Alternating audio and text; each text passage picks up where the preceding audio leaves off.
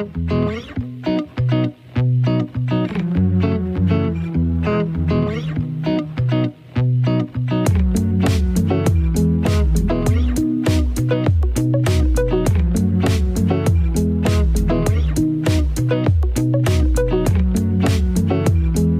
a empezar,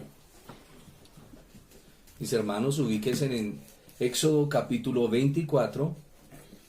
Voy a leer el primer versículo y luego ustedes van a leer desde el versículo 12 y lo leemos de manera antifonal. Leo el primer versículo, luego ustedes saltan al verso 12 para seguir nuestra lectura antifonalmente.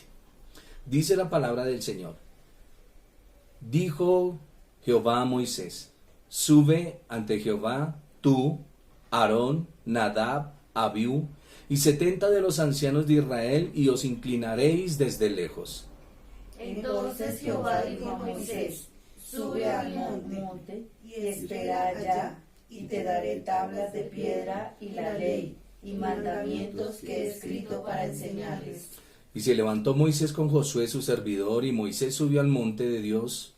Y dijo a los ancianos: esperadnos aquí hasta que volvamos a vosotros. Y he aquí Aarón y Hur están con nosotros. El que tuviere asuntos, acuda a ellos. Entonces Moisés subió al monte, y una nube cubrió el monte. Y la gloria de Jehová reposó sobre el monte Sinaí, y la nube lo cubrió por 6 días, y al 7º día llamó a Moisés de en medio de la nube. Y la apariencia de la gloria de Jehová era como un fuego abrasador en la cumbre del monte a los ojos de los hijos de Israel. Y entró Moisés en medio de la nube, y subió al monte, y estuvo Moisés en el monte 40 días y 40 noches. Amén. Ya ahorita continuamos con nuestro próximo capítulo. ¿Recuerdan lo que veíamos en el capítulo anterior? Un breve recorderis. Había una explicación acerca de cada palabra que el Señor dio en cuanto a la ordenanza que le dio a Moisés para que le diera al pueblo, y hacíamos reflexión sobre cada una de esas palabras. Veíamos también cómo nos aclaraba que el ángel de Jehová no era que estuviera acá el Señor ni nada, sino era su mensaje, que era el que los iba a guiar a todo el pueblo de Israel. Amén. ¿Alguien más?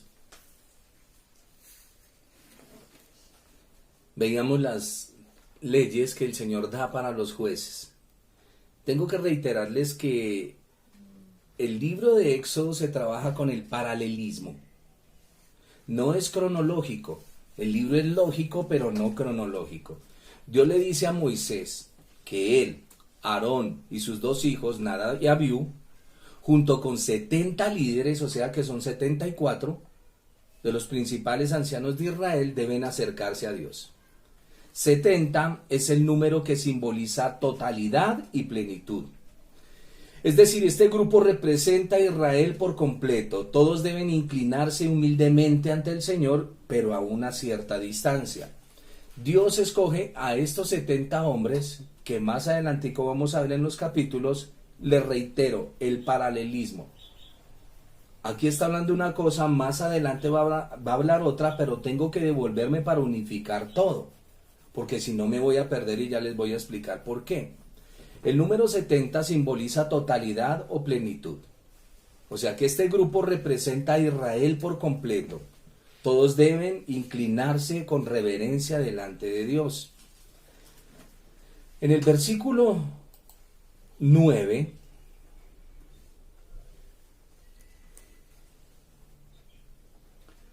miren, dice: y subieron Moisés, Aarón, Nadab y Abiú y 70 de los ancianos de Israel, y vieron al Dios de Israel, y había debajo de sus pies como un embaldosado de zafiro, semejante al cielo cuando está sereno. ¿Qué piensan ustedes? ¿Qué se imaginan con respecto a eso? O sea, ellos están parados y había debajo de sus pies un embaldosado, como una baldosa de zafiro, semejante al cielo cuando está sereno. Cuando está despejado, cuando se ve claramente el cielo azul. Sí, señor. Es un embaldosado prácticamente. O sea, que ¿qué es lo que representa? Piensen por un momento, ¿qué representará este embaldosado? ¿Y por qué dice que es semejante al cielo cuando está sereno? ¿Los hermanos han escrito algún comentario?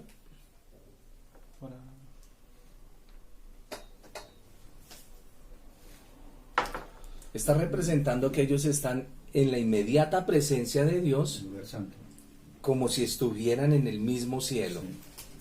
El lugar santo. Como cuando Dice, tú mas no extendió su mano sobre los príncipes de los hijos de Israel, y vieron a Dios y comieron y bebieron. Cuidado con esto que vamos a leer. Sucede algo extraordinario e inesperado. Dios permite que Aarón, sus dos hijos, Moisés y los 70 ancianos crucen el muro fronterizo, pisen la montaña sagrada. Recuerdan que el Señor dijo, no traspasarán, porque el que traspase la montaña, hicieron una cerca, debe morir. ¿Por qué no le di a leer todo el capítulo? A ver, voy a contextualizar con ustedes para que más o menos me entiendan. Vamos al versículo 2. Dice, pero Moisés se acercará a Jehová, y ellos no se acerquen ni suba el pueblo con él. Moisés vino y contó al pueblo todas las palabras de Jehová y todas las leyes. Todo el pueblo respondió una voz y dijo, haremos todas las palabras que Jehová ha dicho. Moisés escribió todas las palabras de Jehová. Ojo con esto. Levantándose de mañana edificó un altar al pie del monte, 12 columnas según las 12 tribus de Israel. Envió jóvenes de los hijos de Israel, los cuales ofrecieron holocaustos y becerros como sacrificios de paz a Jehová.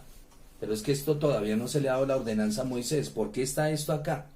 Todavía no se le ha dado esta instrucción a Moisés. Versículo número 6. Moisés tomó la mitad de la sangre y la puso en tazones. ¿Cuáles tazones? Esparció la otra mitad de la sangre sobre el altar.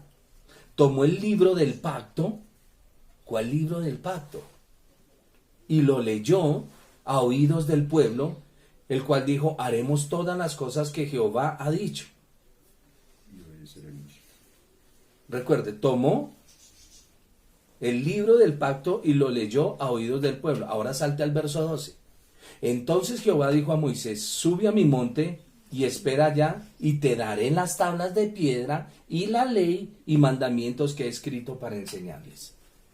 Por eso debo tener mucho cuidado en la lectura, porque aparentemente hay un suceso que va un poco más adelante, pero luego vuelve y me regresa el texto, y todavía no le han dado a Moisés las leyes. Suben estos 70 ancianos, pero estos 70 ancianos es una preparación en el caminar con el Señor, porque más adelante usted lo va a ver en el texto, cuando el Señor dice, reúneme 70 ancianos y voy a derramar sobre ellos mi Santo Espíritu. Es donde lo utiliza para cuando los hijos de Israel tienen alguna cuestión, primeramente se dirigen ahí, después a Moisés. Sí, Señor. Entonces, el punto es el siguiente, que debo entender cronológicamente qué es lo que está sucediendo. Aunque aquí me lo habla lógicamente, yo puedo decir, sí, sacaron los tazones del tabernáculo, pero es que todavía no les han dado instrucciones del tabernáculo. Eso va a suceder en el capítulo siguiente. Moisés está ahorita con 70 ancianos y sube. A ver, les voy a dar una reseña rápida. El Señor llama a Moisés y le dice, Moisés, necesito que suba con Aarón, sus dos hijos, y vienen aquí al monte, me trae 70 ancianos, voy a compartir con ustedes. Ellos duran unos días ahí, y el Señor llama a Moisés. Después de que llama a Moisés, le da unas instrucciones. Aarón, los ancianos, bajan. Y cuando ellos bajan, es que se encuentran con el pueblo. Como Moisés se demora unos días en el monte, ahí es donde comienza el problema del becerro de oro. Por eso debo tratar de... La Biblia está escrita de una manera muy sencilla y práctica, de tal manera que un niño la entienda. Pero también es tan complicada donde los teólogos se pierden. Porque para acercarnos a la Biblia hay que pedirle al Señor que nos dé sabiduría para entrelazar las cosas de tal manera que no se nos convierta en un conflicto. Y para eso necesitamos entrar con nuestro pensamiento orándole al Señor para que el Señor organice nuestras ideas. ¿Está entendido? Moisés sube con los ancianos, van a tener comunión con el Señor, luego va a bajar Aarón y sus hijos, y va a bajar también Ur, Nadab, Abiú, bajan los 70 ancianos, se instalan en el pueblo. Mientras están en el pueblo, Moisés sube a hablar con el Señor. ¿Quién está esperando a Moisés? Josué, hijo de Nun, está esperando a Moisés allá. Como Moisés se demora, después vamos a ver el incidente del becerro de oro, que ustedes ya creo que más o menos lo conocen.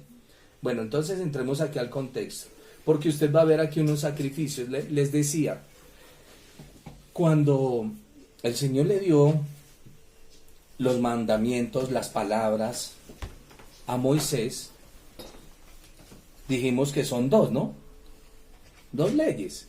Uno, amar a Dios. Dos, amar al prójimo. ¿Cierto? Entonces, el punto es el siguiente. Esto está reducido en 10 palabras, pero luego, a medida que transliteraron la escritura, los judíos más versados comenzaron a tratar de meter una cantidad de series y de rituales para que la gente fuera entendiendo que no se debían acercar al Señor de una manera tan facilista. Y entonces, a medida que fueron escribiendo, fueron ampliando. Por eso es que se amplía tanto la ley. Y aquí tenemos a Moisés haciendo unos sacrificios, pero no entendemos por qué, dónde salen los sacrificios si todavía no ha sido dada esa ordenanza. Entonces debo entender el por qué está escrito de esa manera. ¿Alguna pregunta?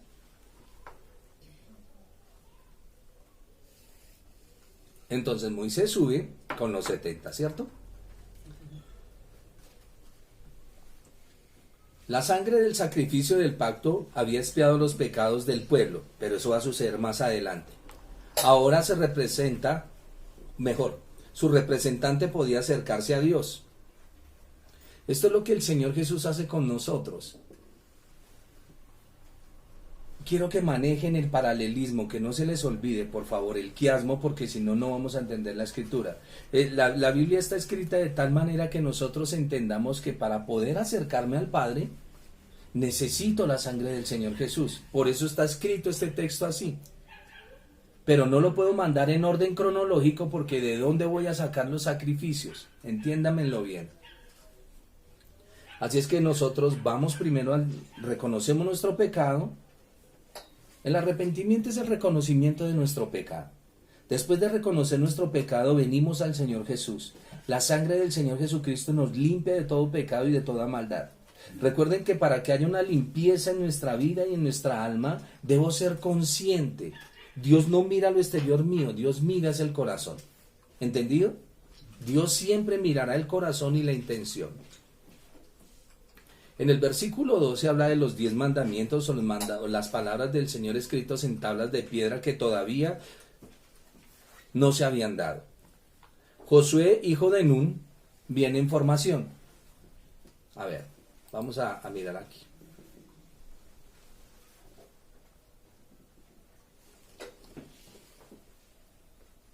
Verso 1 del 24. Dijo Jehová a Moisés: sube ante Jehová, tú, y estas palabras quiero que las entiendan bien.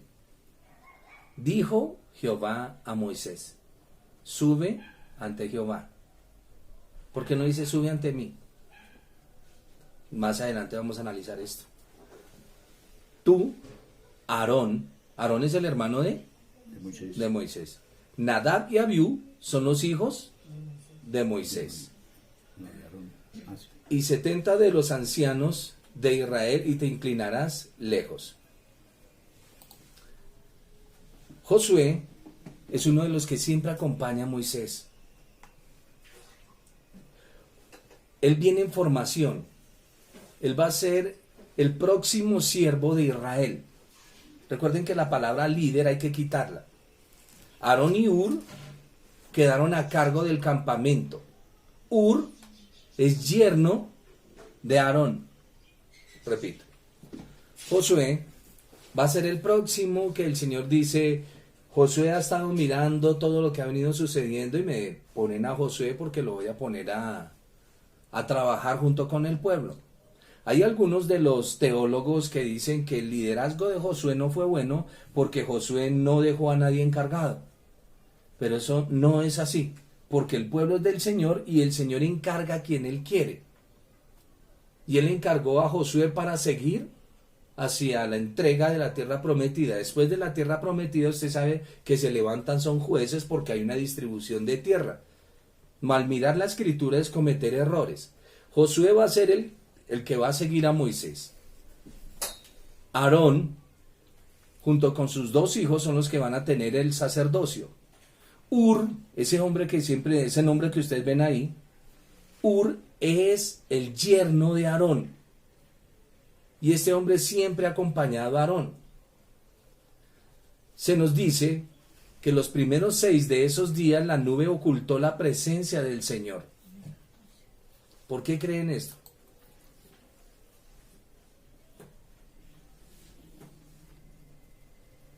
A ver, busquemos aquí el texto, verso 16.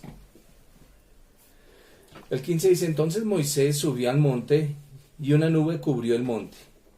Y la gloria de Jehová reposó sobre el monte Sinaí, y la nube lo cubrió por 6 días. Y al 7º día llamó a Moisés de en medio de la nube. Baja la nube, cubre el monte, la gloria del Señor reposa sobre el monte. Pasan 6 días, y al 7º día llama a Moisés. ¿Qué entienden ustedes por eso? Yo necesito que ustedes ejerciten, porque algún día van a estar estudiando con mamá, papá, mi esposo, mi tía, mi abuelo, y yo necesito que ustedes expliquen bien la escritura, porque estamos leyendo. ¿A qué se referirá con eso? Yo veo que en el punto ese es que Dios únicamente elige a Moisés para tener contacto con él, para hablar con él directamente. Porque nos damos de cuenta de cuando el Señor lo mandó a purificar al pueblo, que Moisés le ordenó al pueblo para que se presentaran al monte, cuando el Señor le dio la orden a Moisés que él y el pueblo no resistió. Pero ¿por qué 6 días de oscuridad? ¿Hay hablar algo del día de reposo? Perfecto, El día de reposo. perfecto. Recuérdelo, el maná oculta el día de reposo. Estos 6 días de oscuridad están ocultando el día de reposo. Es muy importante no perder de vista esto. Se nos dice que los primeros 6 días la nube ocultó la presencia del Señor, y al 7º día el Señor comenzó a darle más instrucciones a Moisés. Y ahí en esos 6 días que él lo tenía haciendo, papi, o el que estaba haciendo en el monte, porque él subió fue a que el Señor le hablara para bajar la ley al pueblo. Pero entonces en esos días que, si el 7º día que era el día del reposo fue que el Señor le habló. La presencia del Señor está, pero solo un día escogió Él para hablar con su creación. Entonces va a hablar con Moisés en el día que el Señor lo dijo. Por eso hemos dicho que en paraíso, Adán y Eva se conectaban con el Señor el día de reposo. Por eso es que cuando ellos cometen el pecado, pasa 1 día, 2 días, 3 días, y llegó el día en que ellos tenían comunión con Dios, y llegó el Señor y le dijo, Adán, ¿dónde estás? Porque el Señor instituyó el día de reposo también para Adán. Es muy importante entender esto. No pierdan de vista el día de reposo. Este día que denominamos nosotros como el 7º día, para nosotros, occidentales, el domingo, es el día para el Señor, el día donde el Señor se comunica con nosotros, el día donde podemos hablar tranquilamente con Él. Los demás días, ustedes se darán cuenta que vivimos tan ocupados en nuestras cosas que a veces olvidamos la presencia del Señor. Pero ya el día de reposo lo dedicamos para estar siempre mirando lo que el Señor nos dice. Esos primeros 6 días fueron una especie de preparación para Moisés, un tiempo de contemplación espiritual antes de que él se parara en la presencia de Dios Todopoderoso. Ya les he dicho, es algo muy delicioso, mire, ver la palabra cuando dice, la gloria de Jehová reposó sobre el monte, la nube cubrió por 6 días. Es como si el Señor dijese, les voy a dar la ley, pero en medio de la ley va a haber una oscuridad para que no tengan toda la claridad hasta que mi amado Hijo llegue. Y es importante entender eso. La oscuridad que siempre proyecta en la ley es eso. Importante no perderlo de vista. ¿Alguna pregunta? ¿Por qué llama la oscuridad el día de reposo? No, la oscuridad es antes. Sí, Antes del día de reposo. Es antes del día de reposo. pero ¿por qué? Llama Porque el Señor está mostrando de que toda la gloria no es manifestada en ese momento. Para nosotros los que andamos en el nuevo pacto, conforme explica el apóstol Pablo, que los del antiguo pacto quedaron con un velo. ¿Y por qué quedan con ese velo? Porque el pueblo dijo, no hable el Señor con nosotros, sino Moisés hable con el Señor. Pero entonces hay una división, ¿Cuál división, mi hermano? por lo menos en el día del Señor y con el día de reposo, ¿no? Porque el Señor se manifiesta únicamente a Moisés. Sí, lo que estoy dándole a entender aquí en el texto es que hay 6 días de oscuridad Sí, para Moisés, para Moisés. Y el día de reposo. pero que esos 6 días de oscuridad es para que él medite, para que pueda en el día Ya. de reposo Ya. entrar a hablar con el Eso, Señor. una claridad, sí. ¿Sí?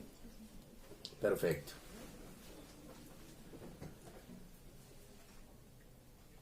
¿Qué es lo que nosotros debemos también de tener? Vamos al capítulo 25.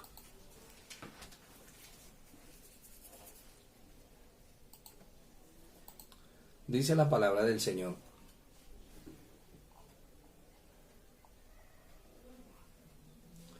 Habló Jehová a Moisés diciendo, ya este es el diálogo, después Entre Dios y de los Moisés. 6 días de oscuridad. Di a los hijos de Israel que tomen para mí ofrenda de todo varón que la diere, ¿cómo? De su voluntad. De su voluntad. De corazón. Volvemos otra vez. Di a los hijos de Israel que tomen para mí ofrenda de todo varón que la diere de su voluntad. De corazón tomaréis mi ofrenda. Este es un principio que rige por todas las generaciones. Cada vez que ustedes van a dar algo al Señor, ¿cómo debe ser? En voluntad y de todo Presentarlo corazón. primero ante Él, ¿no? Y darlo de corazón. y voluntad. Claro, Qué porque el bonito. Señor ve la intención del corazón. Es importante, no pierdan de vista esto. Esta es la ofrenda que tomaréis de ellos: oro, plata, cobre, azul, púrpura, carmesí, lino fino, pelo de cabras.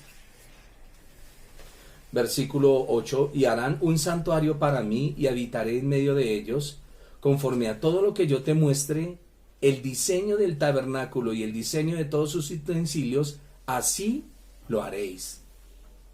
Moisés nos inventó un tabernáculo, el Mishkan, que se llama en hebreo. Él no se lo inventó. A él le mostraron un modelo y él tenía que hacerlo de acuerdo al modelo. Vamos a ver parte del modelo. Entonces yo veo ahí que la salida del pueblo de Israel de Egipto, el Señor abasteció al pueblo de todo lo necesario para la construcción del tabernáculo. Sí, de señor. plata. Y importante lo que dice el hermano. El Señor, cuando sacó de la esclavitud al pueblo de Israel, cuando lo sacó de Egipto, hizo que los egipcios les dieran bienes y posesiones. Ahora, el asunto es que entre esos bienes y posesiones, todo el pueblo no estaba dispuesto a dar. Y eso lo vemos en nuestros medios. Uno, hay gente que quiere dar, pero otros que ponen tropiezo. No, eso no dé, porque eso es para que se enriquezcan. Ese es un mal. Segundo mal, dar de mala gana. Eso es un problema. Y tercero, no querer dar. Ese es un problema de lo que estamos viendo acá. Por eso el Señor dice, las personas me darán De voluntad corazón. y de corazón. Es importante que toda ofrenda que usted traiga entienda que la da en nombre del Señor como si fuera para el Señor. No como una obligación. Y hay que hacerlo de corazón. Y cuando tú lo haces es porque el Espíritu del Señor te está moviendo a hacerlo. Amén. Tú que eres hijo de Dios. Porque quieres andar en una obediencia delante del Señor. Y es muy importante entenderlo porque parte del pueblo no quiso dar. Y eso lo vamos a ver más adelante. Y como muchos, el Señor le dice, mire, le va a decir al pueblo que por favor recoja y vamos a hacer un tabernáculo. Claro. Pero luego otros van a incitar a que la ofrenda la cojan para hacer un becerro. Natania, que va el cabecilla de todo eso. Y es importante que nosotros entendamos lo que la Biblia nos viene enseñando. Mano Martínez se nos adelanta mucho. Luego dice que deben hacer un arca de testimonio. Y vamos a comenzar con el tabernáculo. Dios mismo invitó a Israel, que en este momento es su amada, porque él acaba de casarse con ellos, a traer una ofrenda elevada.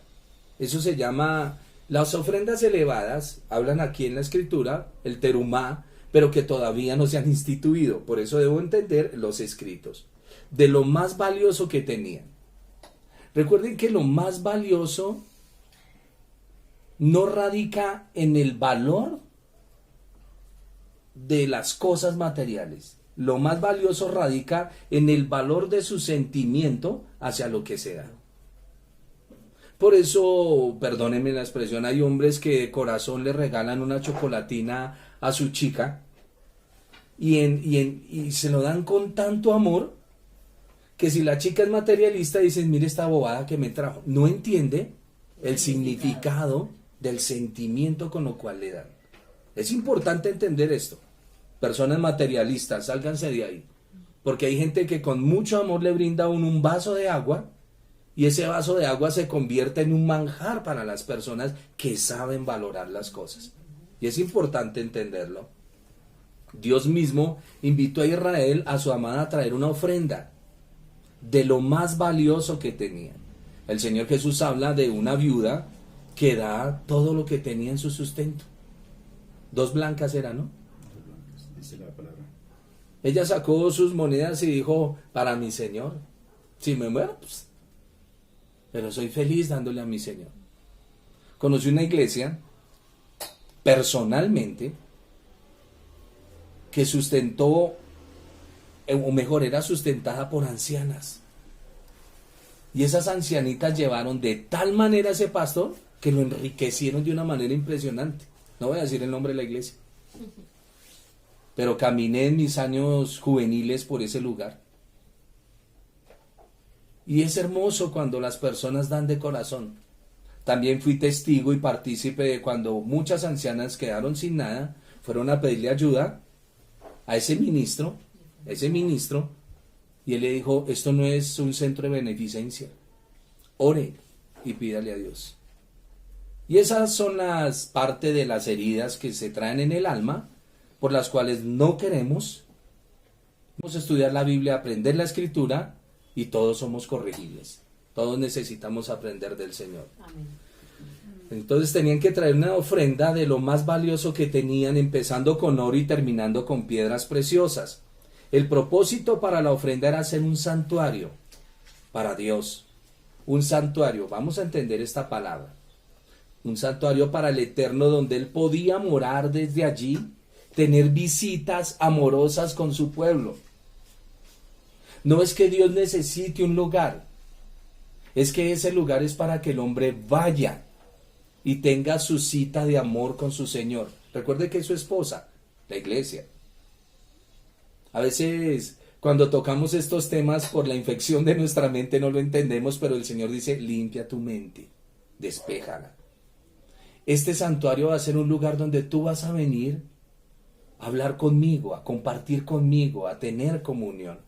El tabernáculo en hebreo se denomina Mishkan y significa el lugar donde asentarse, el lugar donde morar, el lugar donde habitar. Como decir hoy en día, una sala confortable donde puede llegar la persona a descansar. Es importante.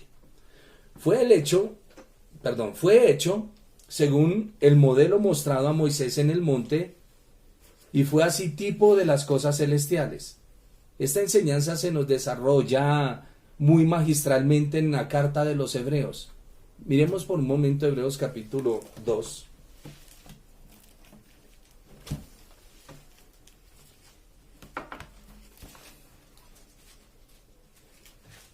Trate de no mover la mesa.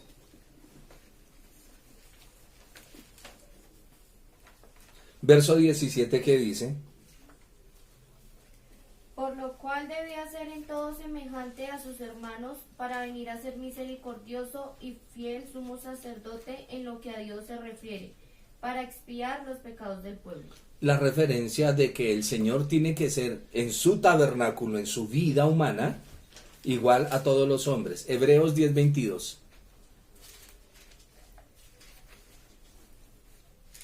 Acerquémonos con corazón sincero en plena certidumbre de fe, purificados los corazones de mala conciencia y lavados los cuerpos con agua pura. ¿Entendido? ¿O qué no se entiende? El tabernáculo es un símbolo de un lugar donde el Señor está. Y para poder acercarnos al Señor, como arrancamos con Éxodo 19, purificándonos. Tenemos que purificarnos para acercarnos al Señor. No podemos entrar abruptamente a tratar de tener comunión con Dios. Por eso es que cuando vamos a orar, tenemos como esos minutos de selak, esos segundos de meditar, y luego entramos a la presencia del Señor a orar. Cuando vamos a la sala del Señor, el Señor tiene un tapete blanco y Él dice: hijo, quítate los zapatos, porque quiero que sientas lo mullido del tapete. Y el hermano muchas veces no se quiere quitar los zapatos porque piensa que hay arrogancia en las palabras que se le dicen, hay imprudencia cuando nosotros no lo hacemos. Y el Señor dice: piense bien antes de acercarse. Y este va a ser el sitio de reunión, el tabernáculo.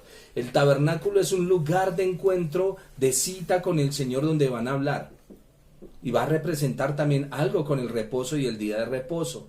El tabernáculo del desierto es llamado la habitación terrenal de Dios. El tabernáculo era una cosa cuadrada que tenía carpas, telas por fuera, que tenía, cuando entraban había un patio y un altar allá donde se sacrificaban los animales, y había era como una carpa de circo, por decirlo así, y usted entraba y había un lugar santo. En ese lugar santo usted encontraba un cajón grande donde ponían aquí incienso y lo prendían con el fuego de allá afuera. También había una mesa con unos panes, ya lo vamos a mirar, y una lámpara con 7 brazos, lo que se conoce como la menorá. Y luego había otra cortina, y cuando se pasaba esa cortina, había un lugar que se llamaba el lugar santísimo. Ese lugar es oscuro. Ese lugar es oscuro. En ese lugar hay un arca. En esa arca hay 2 querubines. En medio de los querubines hay un tazón donde echaban sangre. Y ya vamos a mirar esto. Primero vemos el tabernáculo. Visto desde afuera, el tabernáculo era feo. Visto de afuera porque tenía pieles de tejones. Me les adelanto muchísimo. En Isaías dice que en el Señor Jesús no había hermosura en Él que se le desease, sino que Él venía con un propósito específico. Él no vino para que los hombres se enamoren de Él. Él vino para cumplir un propósito y que los hombres entiendan lo que es el verdadero amor. Enamorarse es caer en un estado de idiotez. Por eso dicen que el que se enamora, qué bueno. Pero amar es otra situación muy difícil.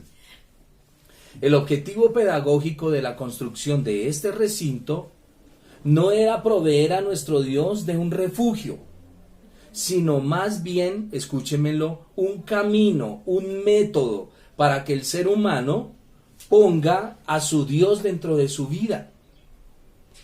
El Señor dice: ustedes no se pueden acercar a mí. Por lo tanto, van a hacer un recinto y yo me voy a acercar a ustedes. Y cuando me acerque a ustedes, ustedes ya podrán venir y hablar conmigo. Yo me pararé acá, y como ustedes tienen la maña de no obedecer, entonces van a estar al lado de allá, y hasta que no se purifiquen, no van a entrar. Por eso para el hombre le era tan difícil la salvación. Y el Señor Jesús tiene que venir, obedecer la ley, cumplir la ley, un hombre correcto, limpio, decente, honrando a Dios, y muere en la cruz, muere en el madero. Y al derramar su sangre, ese fue el camino que Él nos abrió para que todos podamos entrar. Jesús murió, pero resucitó. Amén. Él resucitó, Él vive. Jesús no es una fábula, Él es real. Amén. Él viene pronto por su iglesia. Y le estamos esperando. Amén. Entonces el tabernáculo no era tanto para que Dios, tener un lugar para Dios, sino un lugar donde el hombre pudiese acercarse. Por eso tenemos lo que denominamos las congregaciones. Las congregaciones son los sitios específicos donde nos reunimos como hermanos a buscar de la presencia de Dios. Porque ustedes saben que Dios es omnipresente. Dios está en todo lugar. Amén. Pero no en todo lugar se tiene comunión con Él. Yo tengo una pregunta, pastor. Señora. Esa limpieza y esa purificación que uno debe hacer antes de acercarse a Dios, ¿cómo debe ser? O sea, ¿cómo es ¿Cómo debemos entender la purificación delante del Señor? 1. Reconocer quién soy. Una persona con fallas, una persona que todavía es impura en sus palabras y en sus pensamientos. Que tengo una necesidad de que alguien me ayude.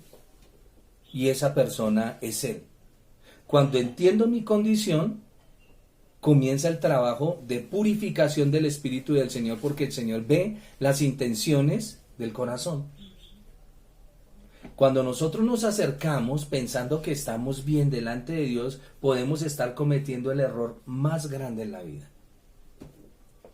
Por eso le decimos al Señor más bien: Señor, ten piedad de mí, pecador. Sálveme que perezco, ayúdeme. Señor, yo oigo que todos los hombres son perfectos, yo no lo soy. Por eso tenemos un sumo sacerdote que se compadece de nuestras debilidades. Señor, ayúdame. Yo quiero tener comunión contigo. Pero creo que la parte más esencial es reconocer la condición. ¿Dónde estoy? Ya el Señor conoce eso. Y cuando lo ve, automáticamente, perdónenme la expresión de automático, el Señor, ya usted está dentro de la presencia de Él. Porque eso es lo que el Señor dice. Y cuando reconocemos eso, el Señor dice: bueno, tú te confiesas pecadora, has hecho lo malo, ¿y con qué crees que te puedes limpiar? Con la sangre del Señor. Con la sangre del Señor. Por favor, Señor, ayúdame. Y ahí es donde viene la limpieza. Ahí es donde brotan los ríos de agua de vida, la roca herida. En esa purificación también está el bautismo. Sí, esos son los rituales externos para un convencimiento interno. El bautismo, preguntan, o dan más bien un comentario aquí la hermana Ana María: el bautismo es una evidencia externa de algo interno que ha sucedido en mi vida. Y es muy importante tener esos actos externos. Pero con respecto a la pregunta de nuestra hermana, es bueno que nosotros reconozcamos nuestra condición y suplicarle al Señor de su ayuda. Él nos contó una historia y dijo que fueron 2 hombres al templo a orar. Y uno era a la sinagoga. Y uno era un publicano y el otro era un fariseo. Y el fariseo levantaba sus manos y decía: gracias, Señor, porque esta semana ayuné, leí la palabra, di unas ofrendas. Y seguía hablando, pero él dice que el fariseo hablaba consigo mismo, no hablaba con Dios. Mientras que el publicano, cuando se acercó, él entendió quién era, y le dijo: Señor, yo no soy digno ni de que me mires. Y dice que salió justificado, porque el Señor habla de que debemos de tener es una actitud de corazón, no actitudes externas. Obvio que las actitudes externas hablan de lo que yo tengo en el corazón, pero muchas veces mi mente me engaña. Son las actitudes internas. Por eso cuando muchas veces los hermanos hacen preguntas, uno trata de captar el espíritu con que están haciendo la pregunta o el comentario. A mí me gusta a veces hablar con los hermanos y exponer temas y analizar en dónde está anclado mi corazón, si en el perdón, en la gracia, en la irresponsabilidad, si siempre estamos mirando al Señor o estoy mirándome yo. Me encanta el análisis. Y es bueno que nosotros hagamos esos análisis, no para analizar a los demás, sino para analizarnos nosotros mismos. El pecado de los demás refleja es el mío. Les decía, es el hombre el que precisa de un lugar particular, algo que lo defina, algo que lo enfoque. Para eso tenemos nuestros lugares de congregación, ¿cierto? Cuando usted va para la congregación, eso, entre comillas, lo está definiendo. Le está mostrando usted para dónde va y usted quién es. El día de reposo define a ese adorador. El día de reposo habla de que usted guarda un día. ¿Y por qué lo guarda? ¿Por qué? Porque el Señor lo manda. O sea que tú estás identificada con un Señor que mandó ese día. Y ese Señor que mandó ese día no es nadie más que nuestro amado y santísimo Dios. Y eso te identifica, ya eres parte de su pueblo. Importantísimo. Al ver esta estructura de diseño celestial, el corazón de los hebreos se les obligaba a meditar hasta sentir que el Dios de sus padres era un compañero y peregrino con ellos, que donde ellos acamparan, el Señor estaba con ellos. ¿Entendido? La Biblia creo que es en Isaías, que dice que cuando tú estás triste, sentado en tu cama, en la soledad de tu casa, el Señor se sienta a tu lado y escucha lo que tú hablas. Eso es hermoso. Cuando tú entras en el desconsuelo y en los pensamientos, cuando piensas que quién sabe qué solución habrá, Él está ahí a tu lado escuchándote. Porque Él dijo, no te dejaré ni te desampararé. Amén. Y lo habla el Eterno, el verdadero. Así es que este tabernáculo lo armaban, lo desarmaban, lo trasteaban, y cada vez que lo trasteaban, lo que les estaba diciendo el Señor es, estos son medios físicos que les estoy dando para que ustedes entiendan que siempre estaré con ustedes.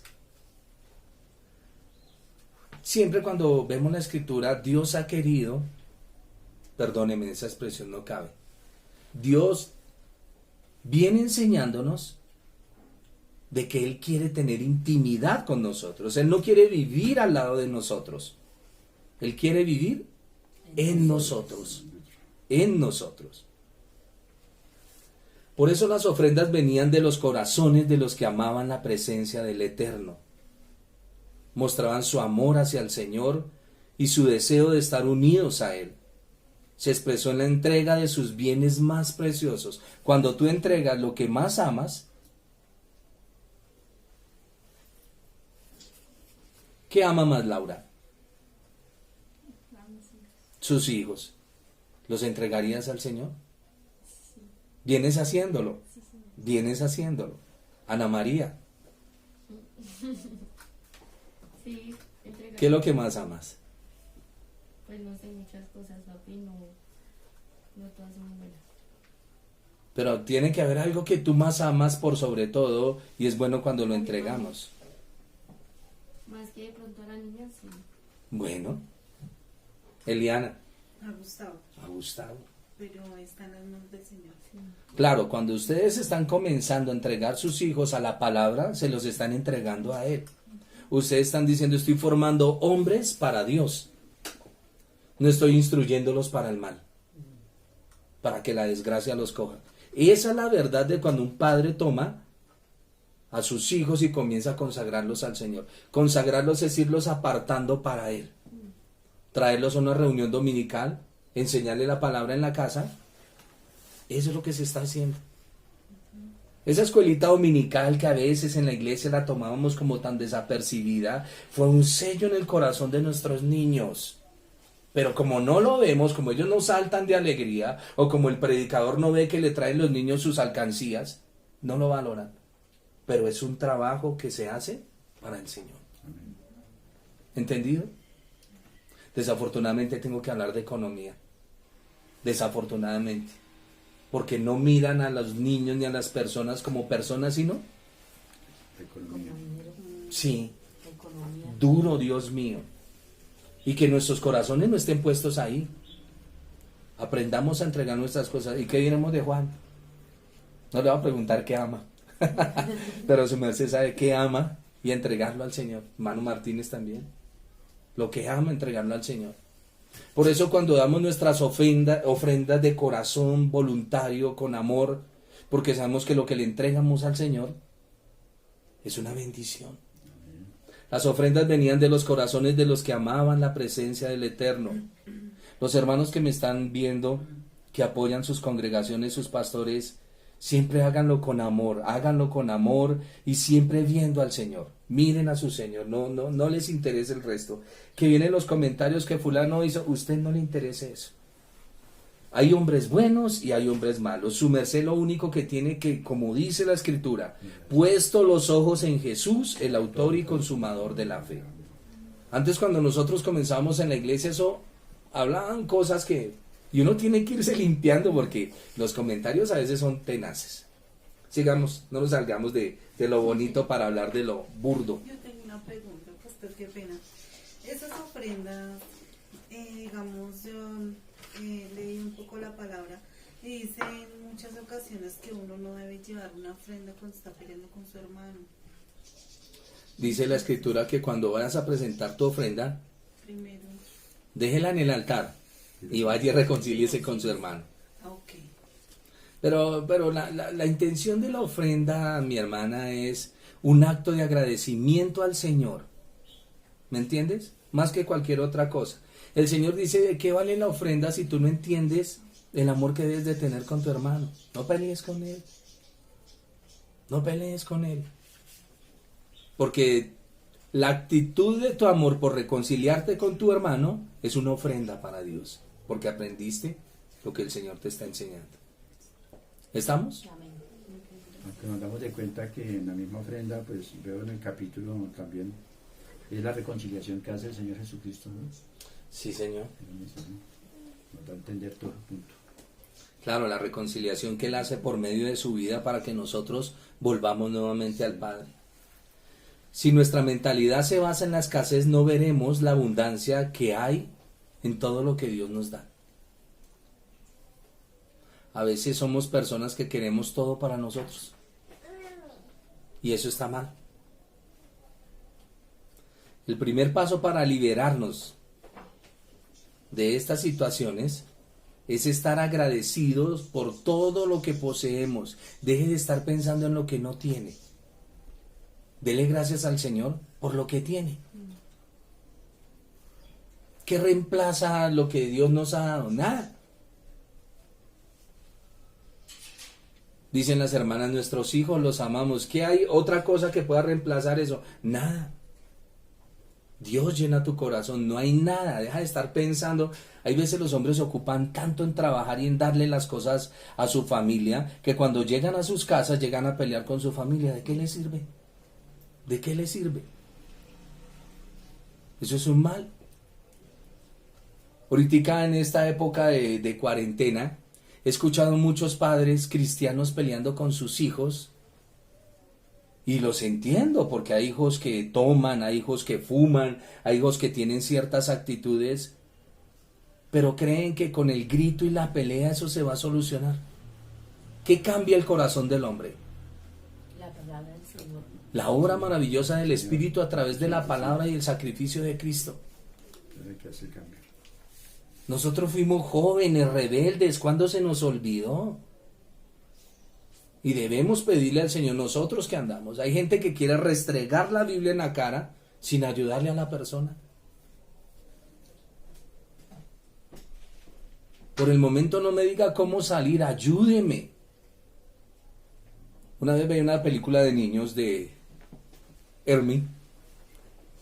Es un gusanito.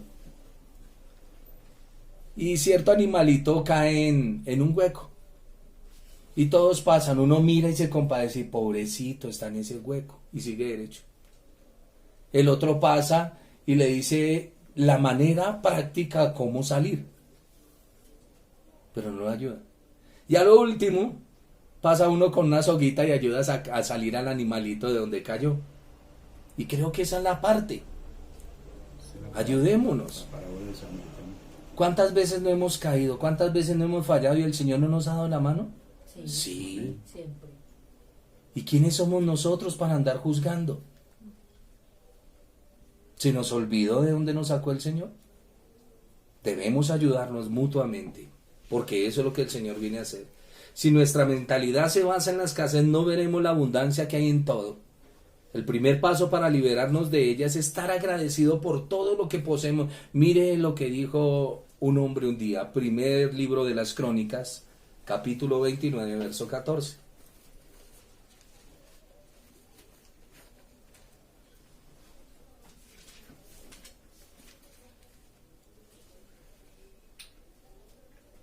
Ana Sandra, si lo tiene. Porque ¿quién soy yo y quién es mi pueblo para que pudiésemos ofrecer voluntariamente cosa semejante? Pues todo es tuyo, y de lo recibido de tu mano te damos. Amén. ¿Quién soy yo y quién es este pueblo para darle al Señor? Mas de todo lo que tú me has dado, Señor, yo doy. Doy amor, doy servicio, doy economía, doy mercado, doy un tomate. Doy. porque entiendo que todo lo que me llega, Es de... y si tengo algo para dar fue porque ya me dieron. Eso no es, así es. Este tabernáculo hablaba de la presencia del Señor y de cómo tenemos que acercarnos con una contrición de corazón. Pero miren Levítico 16:16. Y para mí esto es una bendita noticia celestial de que el Señor esté con nosotros. ¿Qué es lo que dice? Así purificará el santuario a causa de las impurezas de los hijos de Israel, de sus rebeliones y de todos sus pecados. De la misma manera hará también al tabernáculo de reunión, el cual reside entre ellos en medio de sus impurezas. ¿Qué es lo que está diciendo? El Señor va a estar en medio nuestro, aún a pesar de nuestras impurezas, nos va a estar limpiando, nos va a estar ayudando. Porque la tendencia a la gente creer es que cuando aceptamos al Señor Jesús, nos volvimos puros e inmaculados. A los ojos del Padre sí, pero en la vida diaria siguen nuestros errores y vamos aprendiendo. Dios nunca nos abandonará. Lo repito, Dios nunca nos abandonará. Amén. Nosotros podemos alejarnos con nuestra conducta, confundirnos con nuestras creencias, embotarnos en nuestros pensamientos de incredulidad, sentirnos sin Dios, absolutamente lejos de Él, pero Él está aquí con nosotros. Amén. Eso nunca lo pueden perder, nunca lo podemos perder de vista, mis hermanos. Dios está... Esas palabras son hermosas. No te dejaré ni te desampararé. Él está conectado conmigo. Yo estoy con su luz infinita. Su espíritu mora en mí. Por eso no podemos caer en desconsuelo ni en desalientos. Capítulo 25. En el versículo 10 dice: el arca del testimonio. Harán también un arca de madera de acacia, cuya longitud será, versículo 11, y la cubrirás de oro puro por dentro y por fuera, y sobre ella una cornisa de oro. Fundirás para ella 4 anillos de oro. Harás unas varas de madera de acacia. Meterás las varas por los anillos. Las varas quedarán en los anillos del arca, no se quitarán de ella. Pondrás el arca del testimonio. Esta arca se va a llamar el arca del testimonio, que yo te daré. Harás un propiciatorio de oro fino, una taza, cuya longitud será de 2,5 codos de anchura de 1 codo. Perdón, el propiciatorio es la tapa. Harás también 2 querubines de oro, labrados a martillo, y los harás a los 2 extremos del propiciatorio. Harás pues un querubín en un extremo y el otro querubín al otro. El arca del pacto. Llamada, en este tabernáculo van a haber unos utensilios. Casi siempre se comienza de adentro hacia afuera, pero hoy vamos a ir de afuera hacia adentro. Esta arca va a ser llamada el arca del pacto, para cuando usted lo lea en la Biblia, que es una caja. Es una caja. El arca del pacto o el arca del testimonio. Va a ser el objeto principal y más importante, no solo del tabernáculo, sino de todo el campamento de Israel, de todo el pueblo. Es lo más importante que ellos tienen. Hecho de madera de acacia y está revestido de oro puro por dentro y por fuera. Sobre la cubierta habían montados 2 querubines, que son de oro, labrados a martillo, cada uno en un extremo de la cubierta. Esta tapa se conoce como el propiciatorio, la tapa. Y ahí están los querubines, y en medio de los querubines hay un tazón. Está la tapa. Tenemos el cajón. Tenemos la tapa. Encima de la tapa hay 2 querubines. Y en medio de los 2 querubines un tazón. Para que no pierdan la imagen de eso. Cuando destapamos esa caja, quitamos la tapa, dentro de esa caja están las tablas, La vara de Aarón y el maná. y el maná, que perfecto.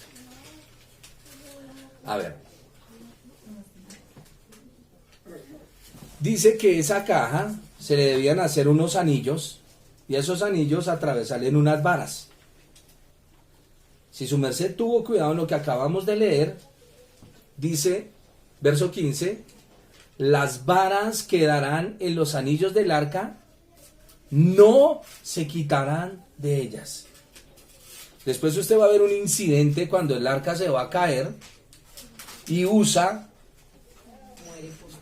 coatita, que es uno de los encargados de transportar las cosas, porque cuando el Señor designa al sacerdocio, les dice, bueno, los coatitas van a ser los encargados de transportar, son los del trasteo. Nadie me mete la mano y nadie puede ir a tocar nada, porque el que toque se muere. Y Usa coatita lo sabía que no podía tocar el arca, y el arca se fue a caer al piso y él de buena voluntad fue a cogerla. Y muere. Justicia de Dios versus buena voluntad. La buena voluntad no vale ante los decretos de Dios. ¿Estamos? La buena voluntad del hombre está manchada. Si Dios dice no es así, no es así. Y si Dios dice es así, es así. Se transportaba con varas, hechos también de madera de acacia, revestida de oro, insertados a través de 2 anillos de oro en el cofre. Esta arca, hermanos y hermanas, la construyó o la labró Bezaleel, no se les olvide el nombre de él, y unos hombres de corazón sabio. Un dato: un año después del Éxodo, cuando se finalizó y levantan el tabernáculo, Moisés puso dentro del arca las tablas de la ley que estaban en el lugar santísimo. Ya voy a explicarles. También se guardó en el arca el maná. A ver, para los hermanos que no están como contextualizados con el tabernáculo. Este es el tabernáculo. Usted va a ver unas carpas, y allá en el lugar de adentro se conoce como el lugar santísimo. En ese lugar santísimo está este cofre que estamos hablando. Ese cofre tiene, ¿encima qué tiene? 2 querubines Y nada. Cuando quitamos la tapa, ¿qué hay dentro? las tablas de Moisés, la vara de Aarón y el maná. Perfecto. Tapémoslo y salgámonos de ahí. Cuando salimos hay una cortina.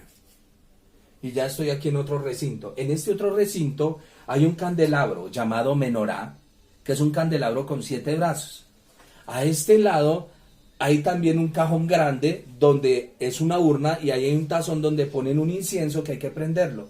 Aquí hay una menorá o la lámpara de 7 brazos, el del incienso, y allá hay una mesita con 12 panes. Aquí en este lugar se llama el lugar santo. El de allá se llama lugar santísimo. santísimo. El de acá se llama santo. Y cuando me salgo, las cortinas tapan todo y no me dejan ver para adentro. Aquí hay luz, allá adentro no hay una luz.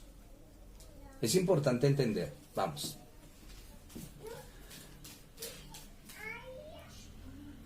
Poco antes de morir Moisés, dio una copia del libro de la ley a los sacerdotes levitas y les dijo que deberían guardar, no dentro, Deuteronomio capítulo 31, sino al lado del arca del pacto de Jehová su Dios.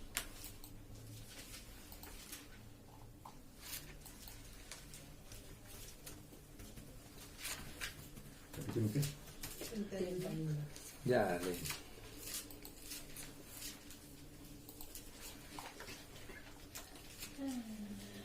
(24 al 26). Y cuando acabó Moisés de escribir las palabras de esta ley en un libro, hasta el fin, dio órdenes Moisés a los levitas que llevaban el arca del pacto de Jehová, diciendo: Tomad este libro de la ley y ponedlo al lado del arca del pacto de Jehová vuestro Dios, y esté allí por testigo contra ti. ¿Hasta qué versículo mismo? Hasta ahí nomás. Poco antes les decía, de morir Moisés dio una copia del libro de la ley a los sacerdotes levitas que la deberían guardar allá, en el lugar santísimo, no dentro del arca, sino al lado. Cosa que cuando entraran vieran la ley y se intimidaran. Importante. Como cuando ustedes van a algún lugar, que sea un lugar inapropiado, voy a colocarlo así, y usted ve una Biblia. Cuando usted ve la Biblia, eso le habla de algo. Lo mismo les sucedía a ellos cuando veían el libro de la ley. Cuando entraban se acordaban automáticamente. Ese libro después los reyes lo van a encontrar. Ese libro era el que el rey podía abrir y leerlo, porque todos los reyes debían de sacar una copia del libro de la ley. Todos los reyes debían hacerlo. El arca representó durante su existencia la presencia de Dios.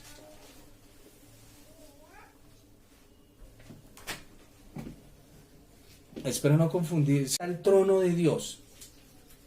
Esos querubines representan el carro de Dios, donde Él se sienta.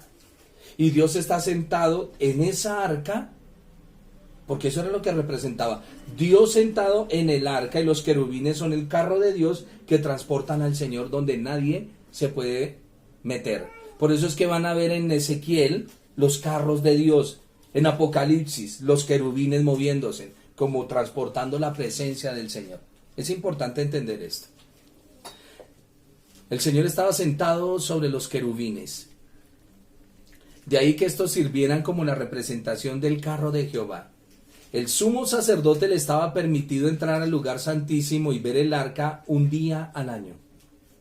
A ese lugar santísimo no puede entrar cualquiera, una vez al año. Aunque no con el propósito de comunicarse con el Señor, sino para llevar a cabo la ceremonia de expiación. Ahora vamos a los panes. Es necesario explicarle lo de los panes y lo de la mesa para no pasar por alto ni desapercibido esto. En el versículo 23 dice del capítulo 25 de Éxodo: harás asimismo una mesa de madera de acacia, la cubrirás de oro puro, harás 4 anillos de oro. Los anillos estarán debajo de la moldura de la mesa.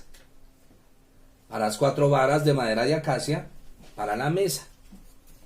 Harás también platos, cucharas, sus cubiertas, tazones con que se libará, que habla de libación de oro puro, y pondrás sobre la mesa pan de la proposición delante de mí continuamente. Frases que tenemos que irnos relacionando.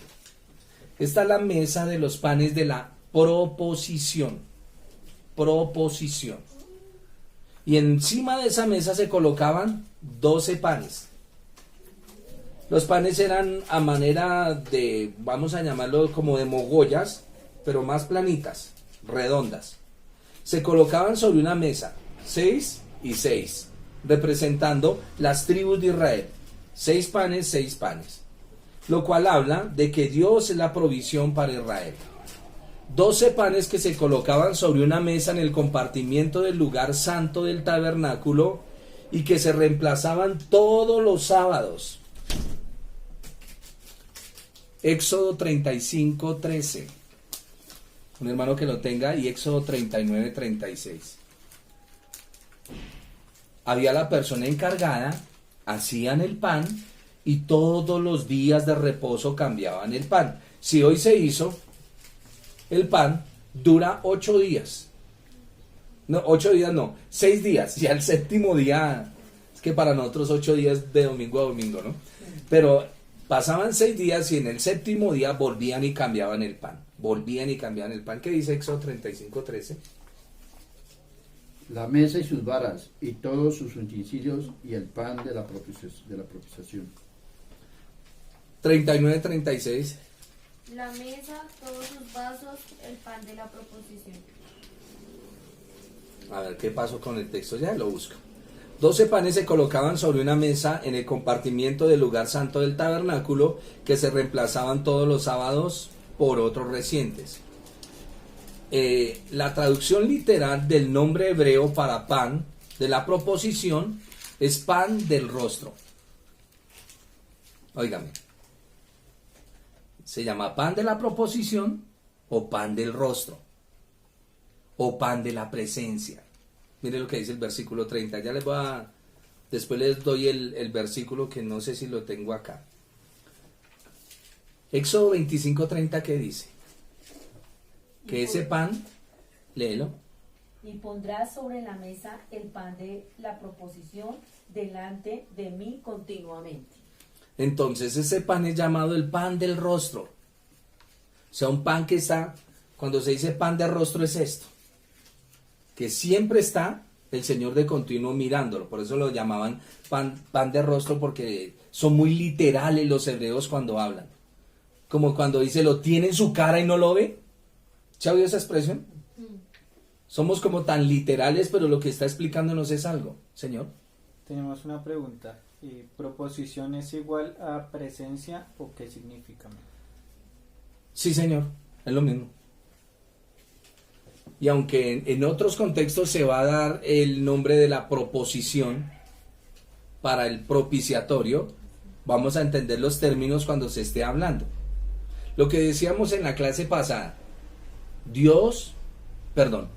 el Señor se enoja cuando se justifica al impío. Veíamos en las leyes. Proverbios dice que el Señor no le gusta cuando se justifica al impío. Y en Romanos dice que Dios es el que justifica al impío. Entonces tengo que ir a los contextos para analizarlos de acuerdo a lo que se viene hablando. Un ejemplo, en el Nuevo Testamento dice que la gracia es lo mejor que tenemos.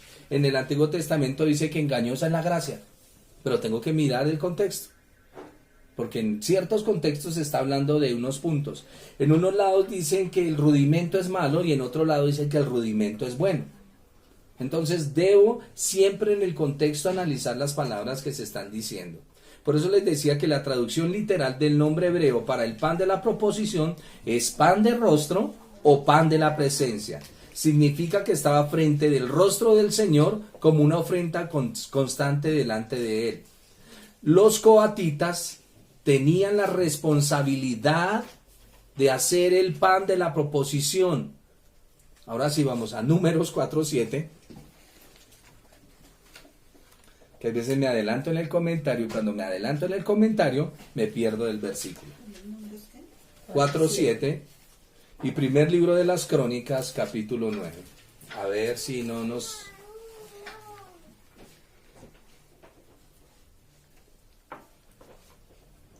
¿Lo tiene? Por favor, léelo. Sobre la mesa de la proposición extenderán un paño azul y pondrán sobre ella las escudillas, las cucharas, las copas y los tazones para librar, y el pan continuo estará sobre ella. Ahora, primer libro de las Crónicas 9:32. No me digan que no les puse el versículo, y si no para la próxima clase se los doy. Primer libro de las Crónicas 9:32. Y algunos de los hijos de Coat y de sus hermanos tenían a su cargo los panes de la proposición, los cuales ponían por orden cada día de reposo. Ah, perfecto, ahí está el texto. Primer libro de las Crónicas, capítulo 9, versículo 32. ¿Quiénes hacían el pan? Los coatitas. Los coatitas. ¿Quiénes son los coatitas en Ministerio Rap? El hermano Diego y la hermana Paula. Ellos son los que hacen el pan para la cena. Se colocaban en 2 montones, 6 panes, unos a un lado y los otros al otro, ¿no? Es algo coloquial. Debido a que los panes habían estado durante una semana delante del Señor, esos panes eran algo santísimo. Ojo con lo que les voy a decir. Y nosotros con nuestros muchachos, que son los que más, y su merced cuando vaya a algún lado, su merced es algo muy coloquial para entre nosotros. Cuando usted se sienta y da gracias al Señor por la comida, nada se puede desperdiciar. Porque usted oró al Señor. ¿Lo escucharon? Nada se puede desperdiciar. Cuando el Señor multiplicó panes y peces, le dijo a los discípulos que recogieran y se llenaron 12 cestas. No se puede desperdiciar la comida. Aunque la escritura dice que en la casa del pobre hay barbecho, porque es en la casa del pobre donde le sirven a usted con morro, dicen. Sí, esos sirven que da gusto. En la casa de los ricos es unas tiritas de zanahoria, un pedacito de lechuga y un tricito de carne y se acabó. Que apenas uno decía almuerzo como que le lagrimean los ojos porque uno acostumbrado al barbecho. Pero cuando demos gracias al Señor por el alimento, por favor, ¿no se puede? Yo soy una de las personas que cuando invito a alguien a almorzar y me dejan la mitad en el plato, Se pone más contento. quisiera coger a esa persona y hacerle yo no sé qué. Pero digo, no, yo no tengo por qué hacerle yo no sé qué, no la vuelvo a invitar. Porque no me gusta orar por la comida y que se desperdicie. Y eso debemos aprenderlo y enseñarle a nuestros hijos. Sirvámosles de acuerdo a la ración.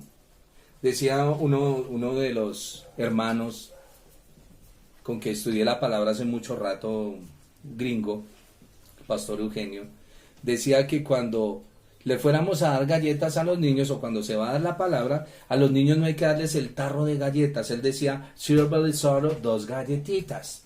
Él se comerá la galleta y después se provocará de la otra y la comerá. Pero si le das el tarro, lo desperdicia. Y eso era muy cierta esa enseñanza de él. Si le damos todo lo desperdicia. Entonces de a poquitico vamos dando. Ya sabemos cuál es la ración de nuestros hijos. Hijos, si oramos por esto, no se puede desperdiciar porque la Biblia enseña esto. Y eso es un orden en nuestras vidas.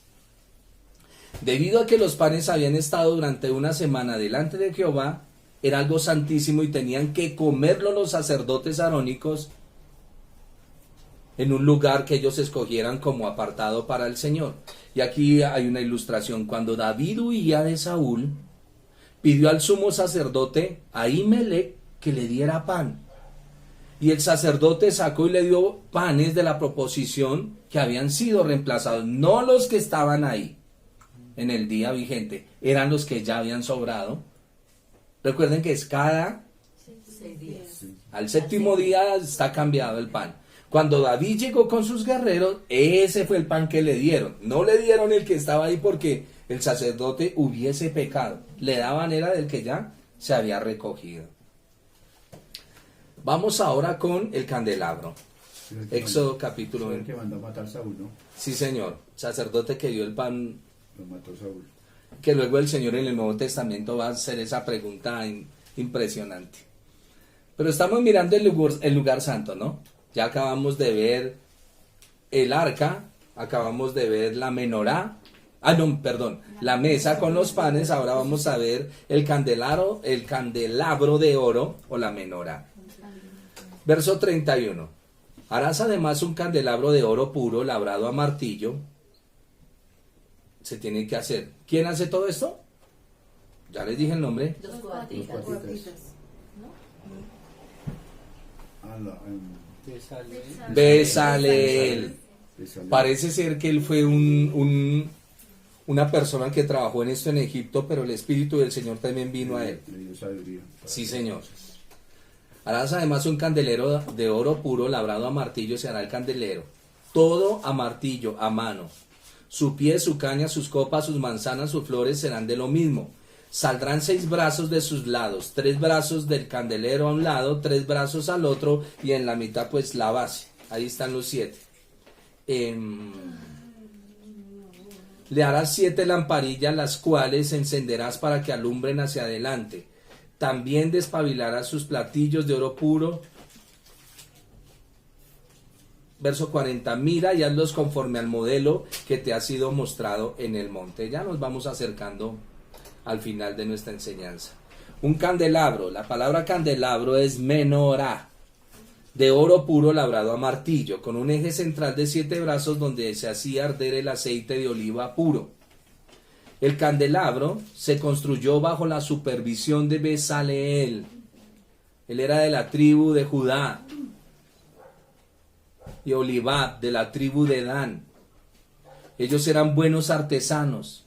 El Espíritu Santo estaba sobre ellos de manera que el trabajo pudiera realizarse a la perfección.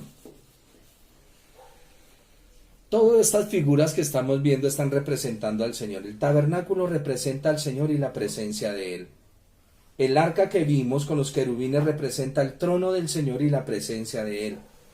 La mesa de los panes de la proposición habla del sustento del Señor para su pueblo y que el Señor siempre está pendiente de su pueblo, por eso 12 panes que representaban las 12 tribus de Israel. Ahora un candelabro que representa la luz. Ese candelabro representa al Señor Jesús, que es nuestra satisfacción como el pan y la luz del mundo. Creo que hasta aquí llegamos en nuestro estudio en esta mañana. Quedamos pendientes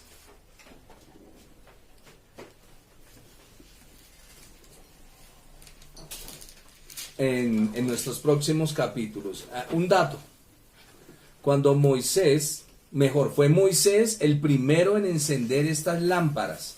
Después esta tarea le correspondió a Aarón. Quiero que miremos Números capítulo 8, versículo 3.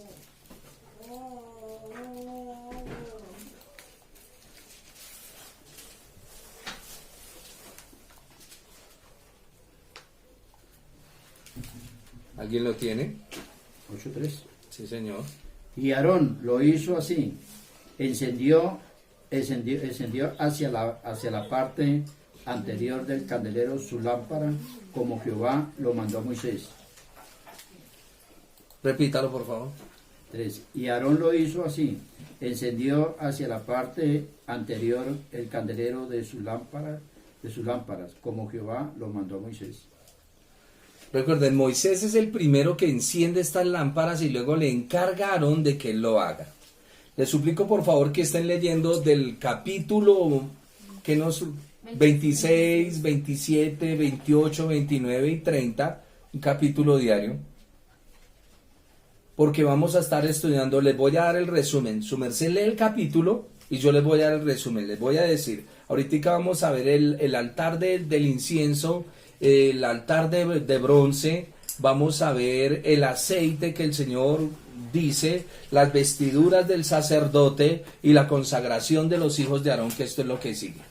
Así es que en una sola clase les voy a dar todo para que ustedes más o menos lo sepan. Si puedo, les voy a traer algo didáctico, algunas figuras de tal manera que ustedes lo vean y que puedan relacionarse con esto, con el libro de Éxodo, para así seguir avanzando en nuestro estudio. Vamos a orar, mis hermanos. Espero podamos suplicarle al Señor que nos ayude a lo que en esta mañana hemos aprendido, y los que tomaron nota, poder poner en práctica lo que el Señor nos ha enseñado. No olviden dar todo para el Señor, con amor, con el corazón, todo su servicio. Cuando hablo de todo su servicio es cuando usted limpia una banca en la iglesia, cuando usted visita a un hermano, como nuestro hermano Juan, hoy que le tocó a nuestra hermana también Ana María, con los medios de comunicación para que nosotros estemos conectados todos. Veo que siempre lo hacen con mucho amor, la asistencia de los hermanos. A veces los veo y dicen, ay, gracias al Señor llegamos. Eso es muy grato, eso es muy hermoso. A que lleguen los hermanos pateando los muebles y diciendo, ya llegué, que eso sí es muy feo. Todo lo que hagamos de corazón, que sea para el Señor. Amén. Amén. Y no solo en la congregación, en la casa, el tintico para mamá, el lavar un plato. Hagamos todo con amor, no hagamos todo de mala gana. Es verdad. Sirvámonos en amor unos a otros. Vamos a orar.